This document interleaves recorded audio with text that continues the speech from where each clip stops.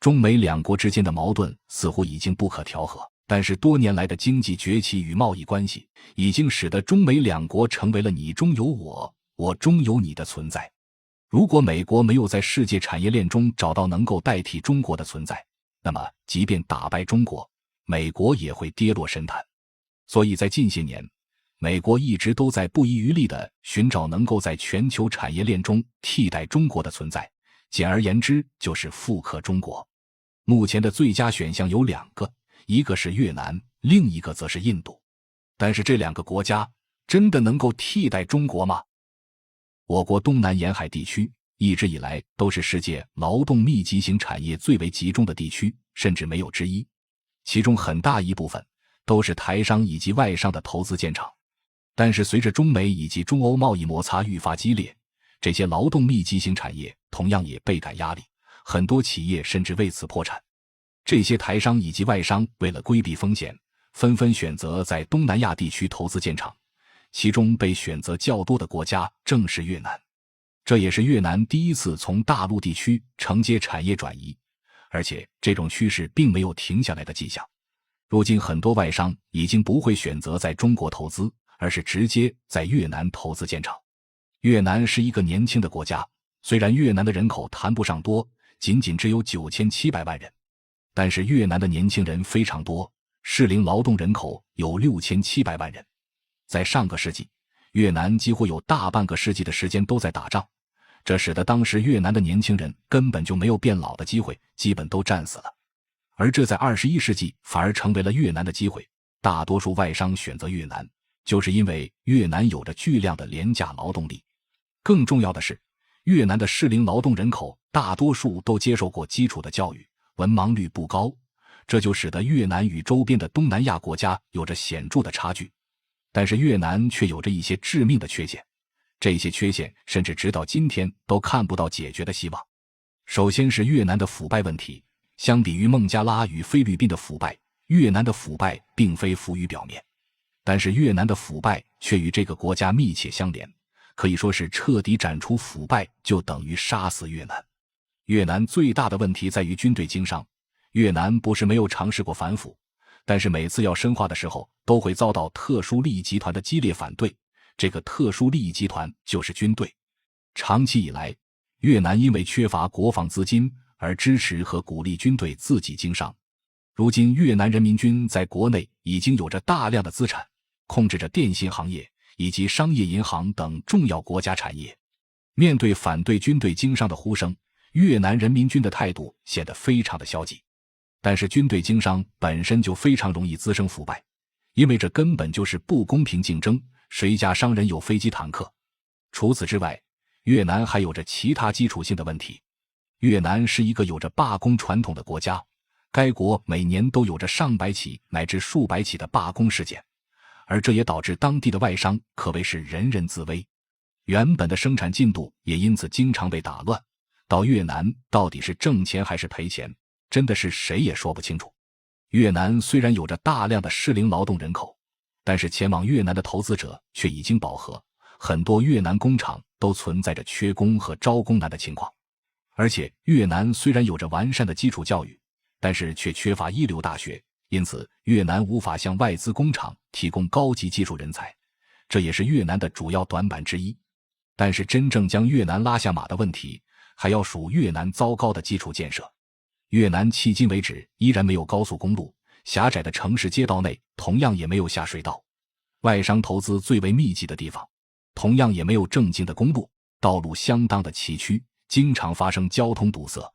越南的交通运输成本一点都不便宜，而且越南工业园区的电力供应甚至还主要来源于中国，因此外商经常会碰到电力中断的情况，这也使得外商在越南的生产成本始终居高不下。更重要的是，因为长期缺工的问题，如今越南的人力成本甚至已经与广西持平了。越南虽然年轻，但是越南的潜力有限，越南的优势也已然不在。与越南这颗贤棋不同，事实上印度才是美国实施替代中国战略的关键国家。美国财政部长珍妮特· L 耶伦曾经在2022年的时候表示，我们正在推行一种所谓的 friendshoring 战略，以实现供应链的多元化，远离那些可能对我们的供应链带来地缘政治和安全风险的国家。所谓的风险国家肯定就是指中国了。其实后面耶伦自己也强调了，美国正在深化与印度等值得信任的国家经济一体化。说白了，就是提升了对印度的支持。按照美国自己的说法，美国在印度加大投资，就是希望某些新兴产业能够远离中国，例如美国补贴微软与富士康等企业在印度投资建厂。印度的潜力的确非常高，相较于落后的越南，印度由于曾经被英国长期殖民，因此成为了亚洲工业化最早的国家之一。印度虽然没有世界一流大学，但是某些印度一流大学中的一些专业却有着世界一流水平，尤其是软件编程以及一些理工行业。较强的教育水平辅以较多的人口，催生出了大量的专业人才，这些人完全能够满足在印企业对于高级技术人才的需求。而且印度本身就是一个英语国家，语言相通使得印度有潜力成为美国的主要外包生产中心。例如亚马逊、微软以及苹果等世界性企业的外汇中心，其往往就在印度。印度政府同样也有着相当多的激励政策，虽然这些激励政策大多数不是针对外企，而是针对印度本土企业的，但是这对于印度替代某些中国产业依然还是有着不小的帮助的。随着印度逐渐成为世界第一大人口大国，印度的人力优势也逐渐显现。印度的人口年龄中位数为 28.4 岁，而中国的中位数则是 38.8 岁。这也意味着印度同样有着大量的适龄劳动人口，而印度的人口集中性使得印度天然适合发展劳动密集型产业。印度的一切看起来都相当的美好，但是印度同样存在着不少的致命问题。首先是印度消费能力的问题，很多外资企业之所以会选择在中国投资建厂，是因为中国本身就是一个庞大的消费市场。在中国生产出来的产品，其实也可以直接在中国进行销售，这也为很多外资企业省下了一笔运输成本以及税务成本。但是印度群众终究没有中国基层的消费能力，这也使得印度的市场规模相较中国还是非常有限的。外资在中国可以玩中国加战略，但是在印度却只有印度。印度的平均国民收入为2277美元，而中国的平均国民收入则是12556美元，二者间的差距相当的大。印度的出口额仅仅只有中国的1/6，而且中国出口的制成品占 95%， 但是印度出口的制成品却仅仅只有 61%。 这也意味着印度的工业化程度虽然较高，但是相较于中国的全产业链还是有着非常高的差距，很多产品印度无法加工成制成品。另一方面，印度虽然有着相当多的人口，甚至还有着非常多的高素质人才，但是印度从建国以来始终都没有建立起一个完善的基础教育体系，这也使得印度的大量适龄劳动人口事实上都是文盲，是无法发挥出应有的价值的。印度适龄劳动人口占据国内总人口的至少 65%， 但是印度每年进行职业培训的上限却仅仅只有310万人。相当多的印度年轻人缺乏基本的工作技能，而劳动密集型产业对工人的素质是有着基础的要求的，印度在这方面依然任重道远。而印度政府对于外资的惯有态度，也是外资企业不敢放开手脚进入印度的一个主要原因之一。一直以来，印度都被称之为外资坟墓。印度政府经常会以各种名义对外资企业进行罚款、没收等名为法律，实际上根本就是掠夺的行为。而且印度的工业化基础本身就不够完善，短时间内想要替代中国根本就是不可能的。但是印度的体量也注定了这个国家在未来的世界格局中注定将会扮演一个举足轻重的地位。印度所缺少的实际上就是时间和一些运气。如果中国不能把握住如今的机遇，继续维持自身世界工厂的地位，那么未来印度必然将会成为中国在制造业领域中的强劲对手。但是就目前而言，印度短时间内还谈不上威胁。至于越南根本就没有上牌桌的机会。印度是美国的合作伙伴，而越南仅仅只能作为美国的棋子罢了。2023年3月15日，中国参与了在阿曼湾海域进行的多国联合军演，解放军再一次向世界展示了如今的中国实力。同时，一个问题也再次被提了出来，哪国部队是如今中国解放军的对手？在众多的回答中，美国军方智库高参们给出的答案其实最为准确，也最让人们惊讶。每当谈论起有关中国解放军实力的话题时，总有一个事情是绕不开的，那就是中国解放军的实战问题。中国解放军参与的最近一次军事战争是上世纪的对越自卫反击战，之后到如今这长达40余年里，中国人民解放军没有正式参加过任何一场战争，这让不少人开始质疑中国解放军这么长时间没有参加过战争，等进入真正的战场还能有战斗力吗？虽然解放军已经40余年没有正式参加过战争，但解放军部队的实战训练这几十年间其实从来没有终止过。军事演练一直是和平时期我国锤炼解放军部队战斗力、提高士兵军事能力的主要手段。狭路相逢勇者胜一直是我国解放军部队信奉的真理。反观很多国家的部队，即使真正上了战场，也无法做到如我军一般心性坚毅。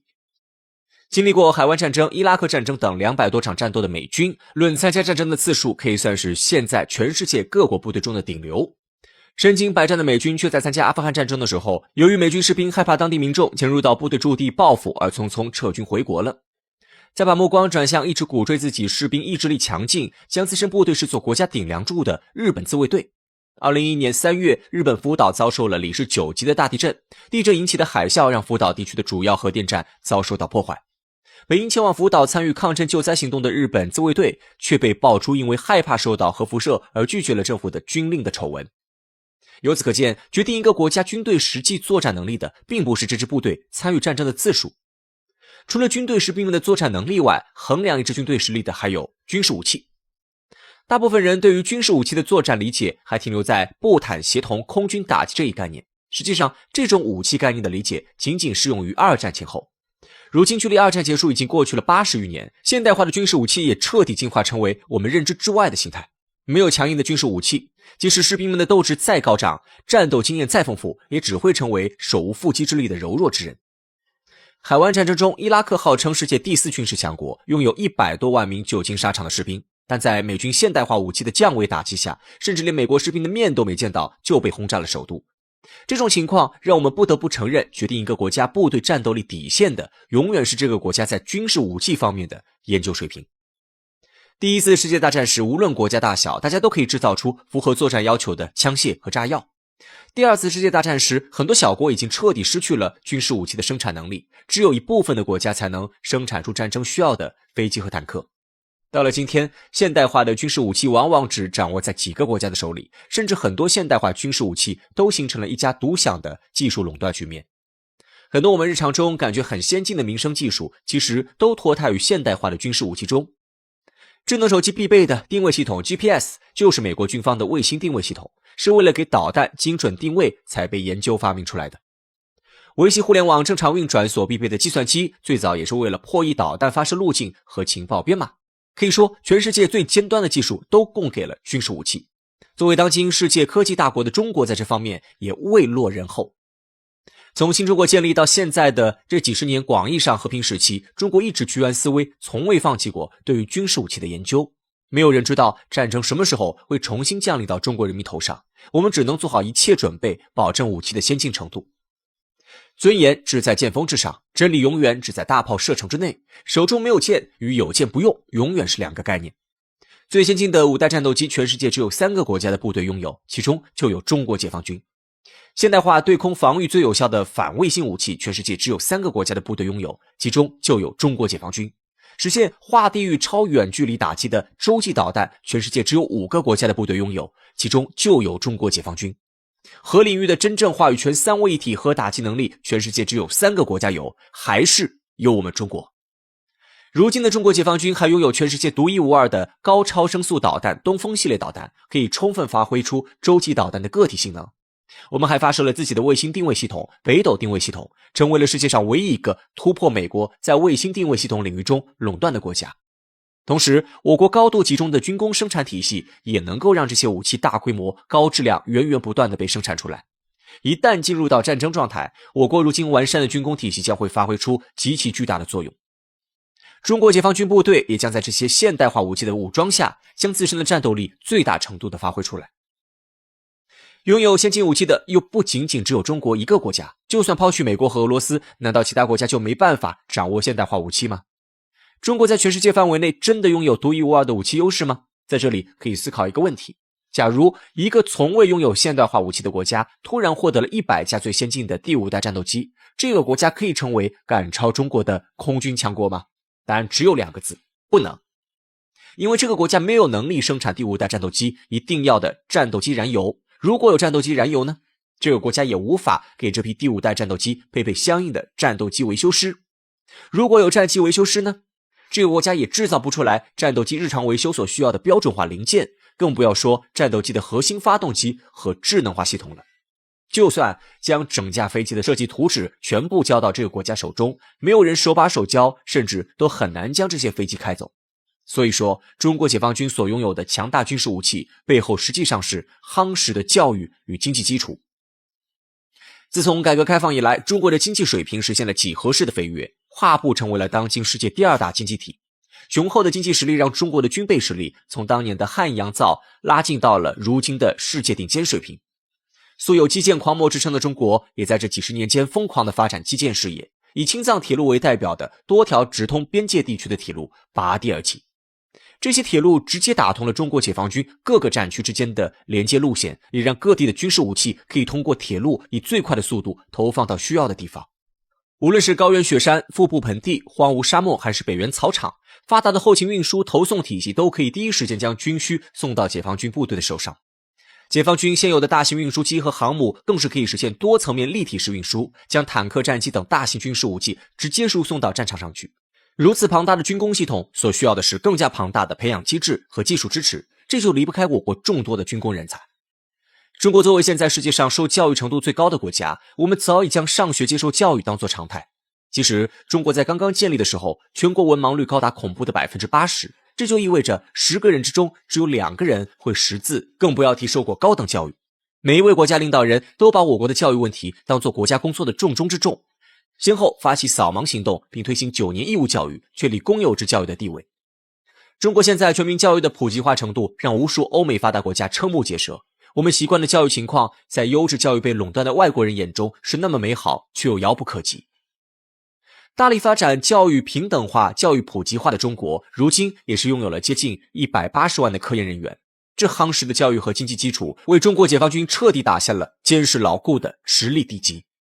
通过这些方面的分析，美国的军事专家也不得不给出一个答案：世界上没有哪国的部队是如今中国解放军的对手。我们拥有强大的军事实力，但绝对不会像某些国家那样，将强大的部队当作实现自己野心、向他国侵犯的手段。中国解放军部队永远只会保卫祖国、保护人民，永远不会依仗武力干涉他国内政，永远只会是一支维护和平的正义之师。